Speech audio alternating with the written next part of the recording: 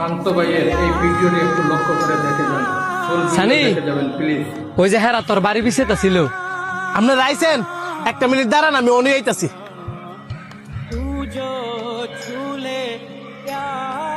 নেন ভাই বোন। এই লোকটা কি আপনার কাছের কেউ? হ, সমস্যা নাই, হ্যাঁ আমার আপন স্বাস্থ্য ভাই। তাইলে ঠিক আছে, এখন আপনি ধরেন বয়ার একটা সমনুষ্ঠ না করিয়া আপনার হতান্ন বুঝালন।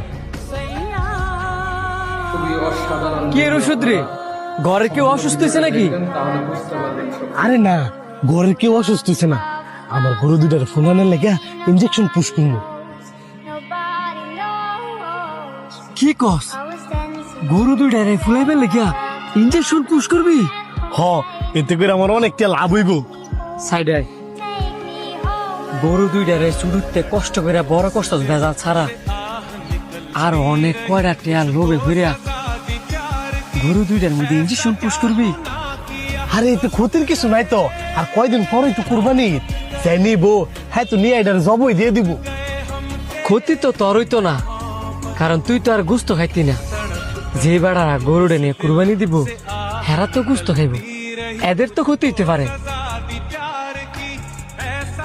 আজকে না হয় তুই গরু দুইটার মধ্যে ইনজেকশন পুশ করলি, কালকে না হয় হাড়ে নিয়ে গরুগুলারে বিক্রি করে দিলি, কিন্তু যে বেড়ারা গরুটা কিনে নিব এদের আগের দিন বা 2 দিন আগে যদি গরুটা মারা যায়, এই ফাবের বাগিদার তো তুই হবি। তুই যদি গরু দুইটার মধ্যে ইনজেকশন পুশ করস, হয়তো বা এখন গরু দুইটায় বোবা পানি দেখে তোরা কিছু করতে পারতো না, কিন্তু হাসরের ময়দানের দিন আল্লাহ পাক তো ঠিকই তাদের জমান খুলে দিব।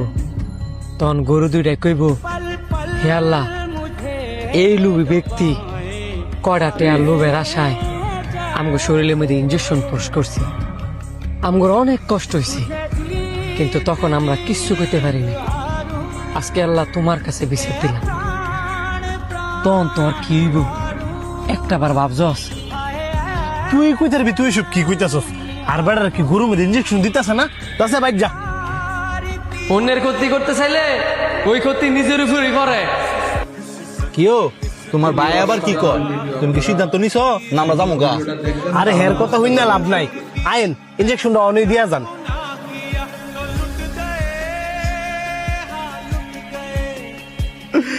আল্লাহ, আমি না দুটা লুবি করছিলাম, এই কারণে তুমি আমার এমনি নিঃস্ব বানাই দিবা। আল্লাহ পাক তোরে নিঃস্ব করে নাই, তোর লোভ তোরে নিঃস্ব করে দিছি।